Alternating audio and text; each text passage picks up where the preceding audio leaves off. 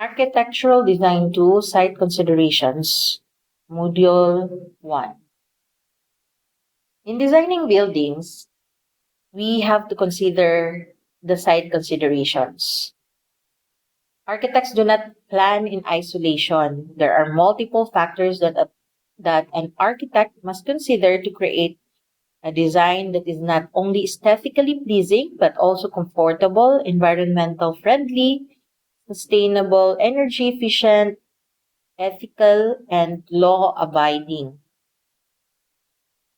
So no site is the same. Aside from technical description of every lot, differences can be manifested in the following. So first, lot, shape or boundaries. Second, relative geographical location. Third, orientation. Fourth, climate, which is sun exposure and the wind path. Fifth, vegetation, land or land cover. Sixth, vistas. Seventh, topography. Eight, existing accesses. Nine, existing utilities. And 10, assigned zoning. So you know land land use, the setbacks, allowable maximum building footprint or AMBF, and the floor area ratio or FAR. So the first consideration is the plot shape or the boundaries and relative geographical location. So you define the definite shape, size, and location of the land of a land property. So the one that you are seeing now, the upper at the right side of your screen, is the lot plan of a property. It shows technical description. No, each side of the lot, there's a technical description, and you can also see the area and the access road and the adjacent lot or building. And at the lower part, this is the vicinity map. It shows the access roads and if there's a nearby water feature and a landmark. This is a legal document furnished from the Department of Environment and Natural Resources or DENR or Land Registration Authority or LRA. This is the first information that an architect will ask from a client. The technical description of the lot. So you can also see the technical description of the lot from a lot title. From a lot title. At the back of the lot title, you can see the technical description and um, the adjacent lots. So this affects the physical shape of the design and the design interventions applied to adapt to special limitations of a lot. Boundaries defines where setbacks will be established. So from the from the boundaries, the setback will be established. It's very important, class, to know the setback of each building type. So I encourage you to buy National Building Code as early as now. Second, you consider the site orientation and climate. The orientation of your site and building have large consequences on energy efficiency and interior comfort of the building that you're designing. So you will start on the site development plan. So you will find the sand path. No? Here's the sand path. You will identify the prevailing winds. In the Philippines, we have amihan, and habagat. And you identify the noise, the sources of the noise, and then the access to your property, and the existing utilities. So in a tropical country like Philippines, we minimize thermal discomfort caused by solar exposure and maximize natural cooling effect from the wind and other natural cooling devices such as water features. You can use that to lessen the thermal discomfort caused by harsh weather of the Philippines. It is essential to establish the direction of the north to determine the flow of the wind and the movement of the sun. Okay, so in a site development plan, it's very important to put or to know your north, your orientation of your site. So you always put the north sign or establish the where's the north of your site. No? From there, you will decide where's the approach of uh where's the approach or asa ka mo start, no? Syempre, from there, access road and going to the building, and then you decide to where to put your mga spaces. Okay? Still the continuation of site orientation and climate. The position and movement of the sun varies based on the season and the time of the day. The highest altitude is during the noon when it comes to the sun path. Furthermore, the height and angle or altitude of the sun depends on the geographical location of a building. It is one of the factors of how much solar exposure your building will be subjected to. This is the solar path diagram. Since our reference is from US, we have winter path here, your summer path in spring and autumn. But in the Philippine setting, there's no winter path. Summer solstice, the period when the sun is at the highest altitude, it is when a building is subjected to higher degree of solar exposure. And winter solstice, the period when the sun is at the lower altitude, the sun rays pass through the Earth's atmosphere and a longer distance, which minimizes the degree of solar exposure. So in other country like America or Canada, solstice meaning short period of daytime and longer nighttime. And reverse po sa summer because ang ang day nila during summer solstice moabot og naapay sun even 7 p.m. na or 8 p.m. No? The continuation, Sydney is located in the southern hemisphere. The highest altitude of the sun is located in the north. Berlin is located on the northern hemisphere. The highest altitude of the sun is located in the south. Maximum solar exposure during winter is desirable. Exposure from cold northern wind is undesirable. Cagayan de Oro is located near the equator. So that's why we only have two seasons, the rainy and the sunny hot seasons. Sun exposure is almost equal throughout the year.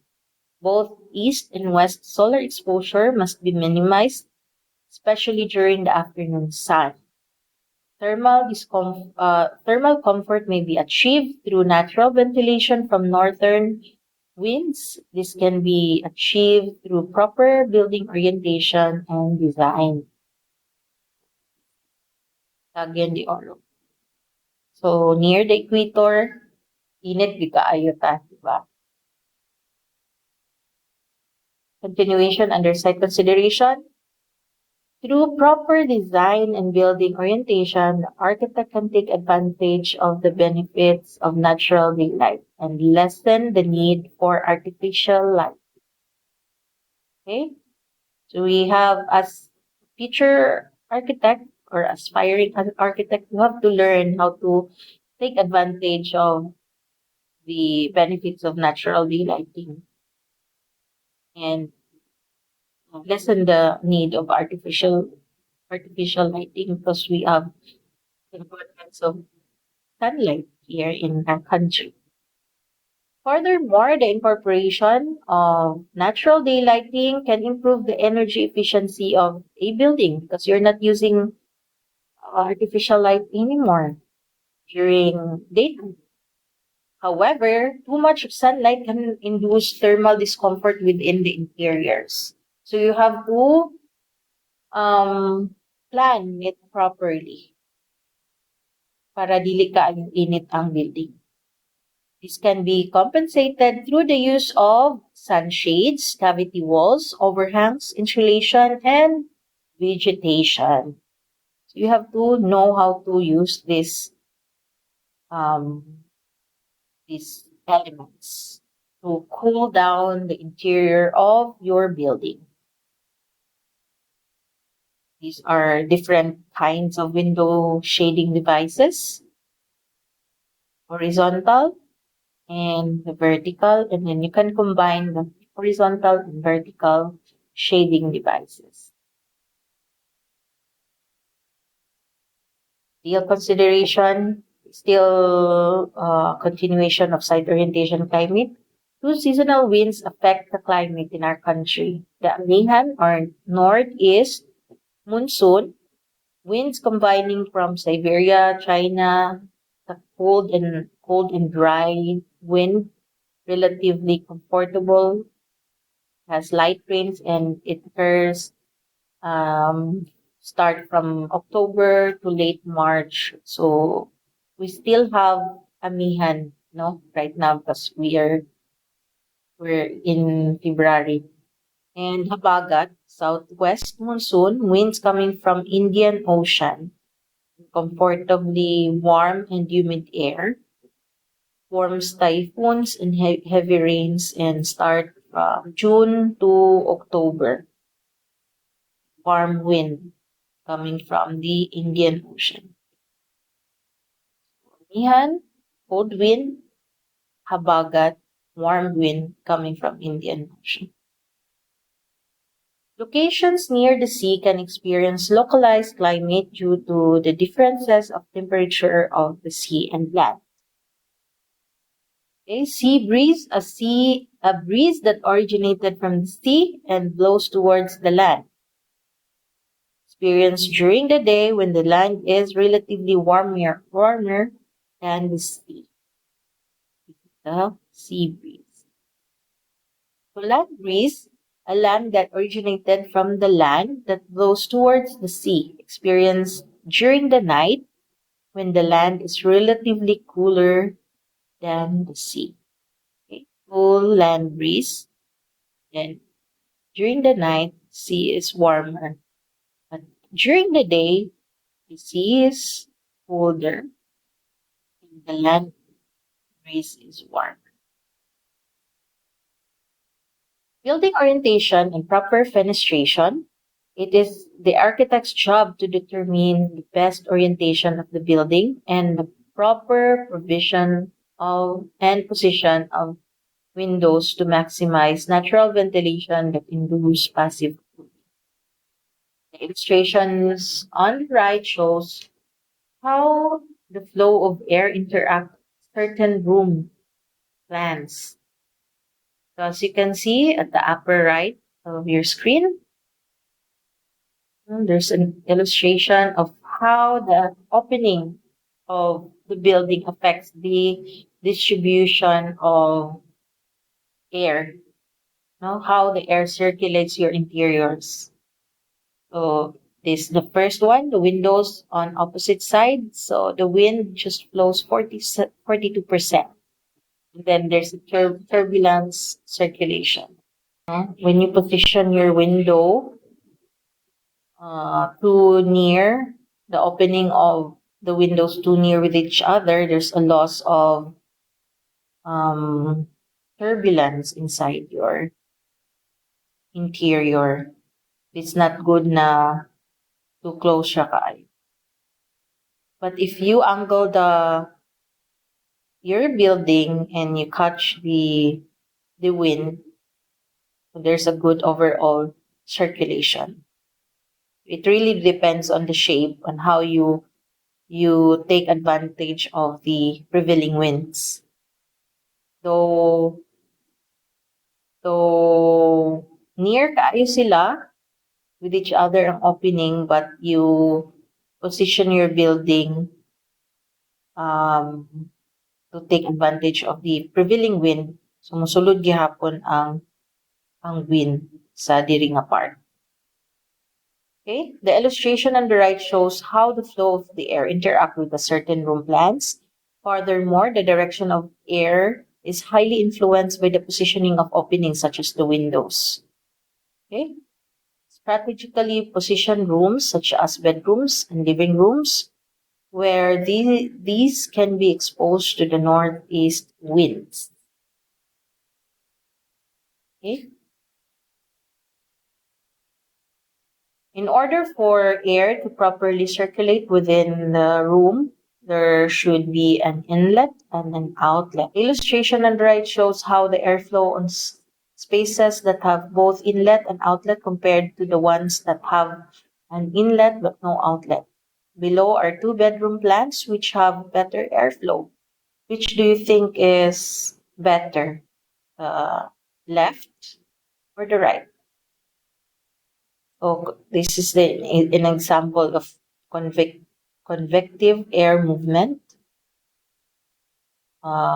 used in Bulgaria wind tower. Another example for windows that provide percentage of breeze. The sliding window provides 50% open for breeze, and louvers is 95% open for breeze, and casement redirect breeze through the window. And louvers deflecting airflow upwards, and louvers deflecting airflow downwards.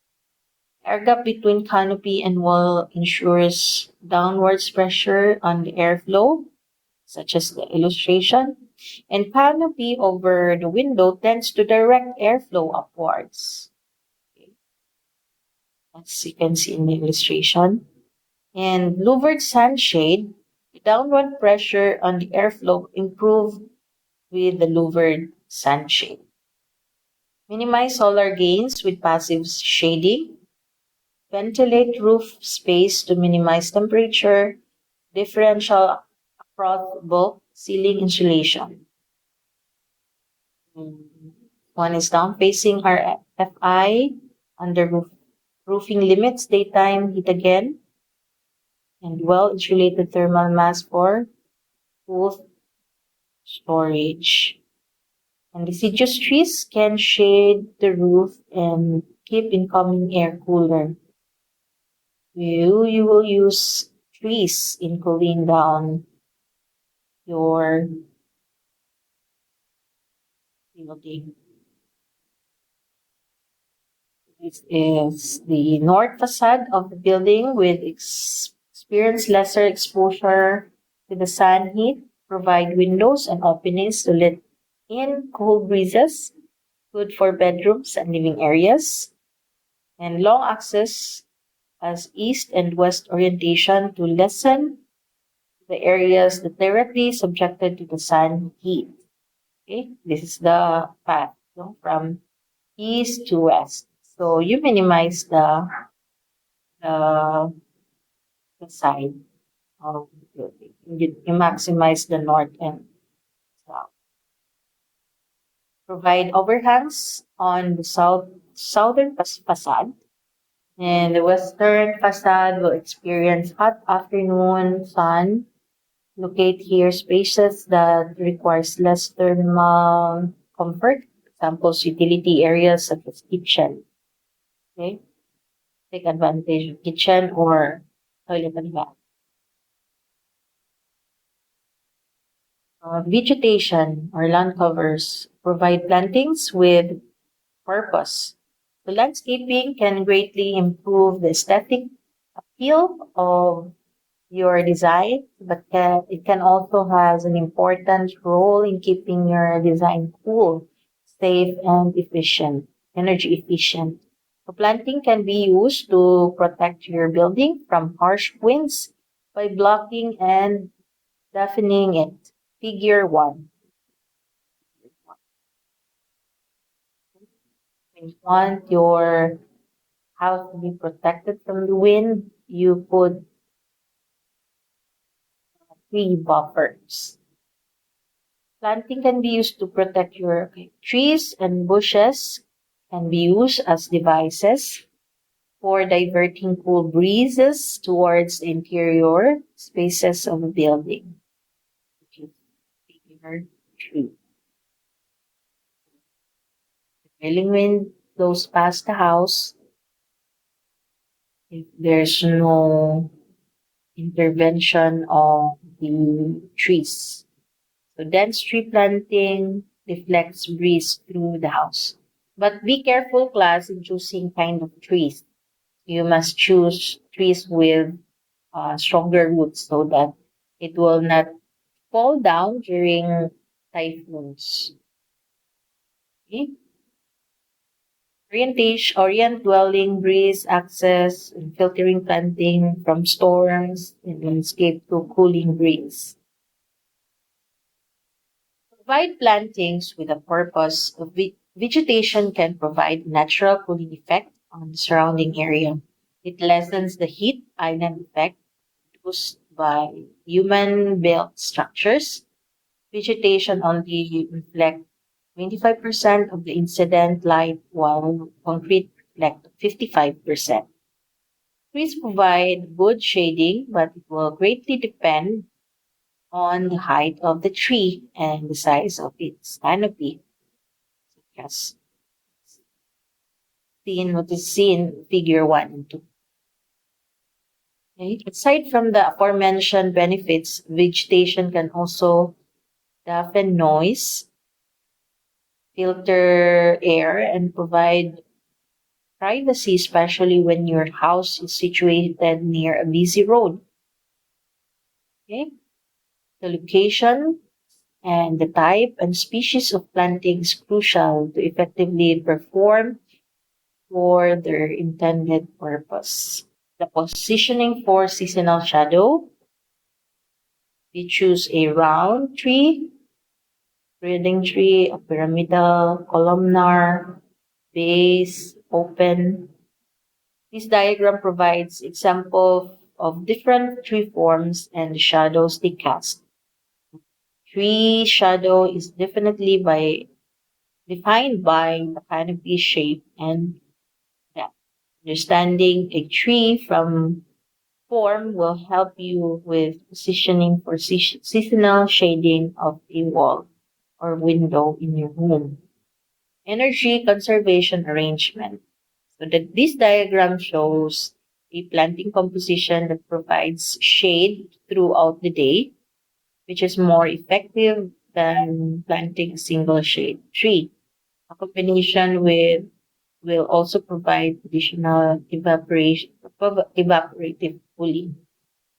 Early morning, late afternoon, this is the situation and its relationship to the shadow, the positioning of the sun in relation to the positioning of the sun.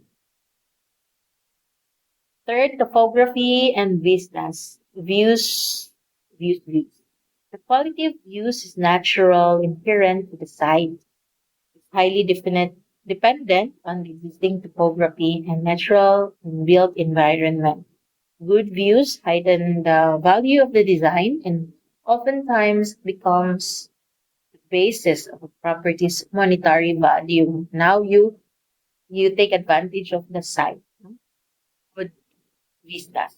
Thus, it is crucial for an architect to identify potential view corridors For the site topography, slope at the base or overslope or at the, yung into the slope or under the slope or in valley or bridging valley over the valley or hill or on the hill.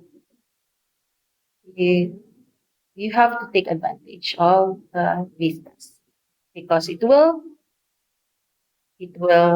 upgrade the monetary value of the building that you're designing. So great views, but you have cons- to take the safety first, no, as a priority. Kaya unsaon man ang great views if ang imong building is not safe. So first priority is the safety of the building and then secondary ang great views. The great views can be found near the ocean or lake, up a hill, or along a slope. However, the natural processes of nature is often in conflict with the desires of people, which may result to loss of property and casualties. There are engineering and design intervention that can mitigate hazards, but cost and damage to the natural environment should also be considered. So, inani na daning galing class, structural na dahil si structural engineer na atong i-invite sa atong project. He will be the one to make the building safer. Second consideration, the fourth consideration is the existing accesses and utilities. To know the sources of your power and your water. Muna siyang underground na utilities sa other countries. Unfortunately, our country or our place such as Cagayan de Oro City, wala pa nag-underground. There are some subdivisions na nag-underground na sila because they don't want the eyesore sa ilahang cave, like such as this. Point na ako. Overhead. Overhead ang lines. Power lines. So, other countries practice this. The electricity, how many gas sa other countries. Okay, the zoning, no? It's very important to know the zoning. Residential zone pa siya, industrial, commercial. So your building type should be fit on the zoning we provide sa city building uh, official or no. There's a FAR ratio, 100% lot covered, there's 50% lot covered, 25%, depending on the zone that your project is located. This is a regular lot where this is the rear setback and this is your front. Residential, maximum R3. I want you to be familiar with the setback class. So read the National Building Code. And this, if your road right of way is 10, you can have 3 meter setback at the front and 2 meter setback on the side, and 2 meter setback on your rear side. This is applicable for residential to maximum R2. And this one is when you have a 20-meter road right of way, Your setback should be 6 meters minimum. Basement wall must not be along the property line. Okay. Your allowable maximum footprint is your area, your maximum allowable footprint. The rear setback is 3.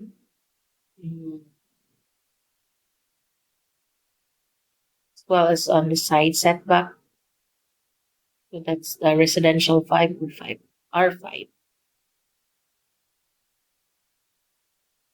So that's it. That's the end of our module 1. These are the references. Salvan, George, Architectural Theory of Design, Architectural Drafting Design by Jefferies, Allen et al. These are the online references.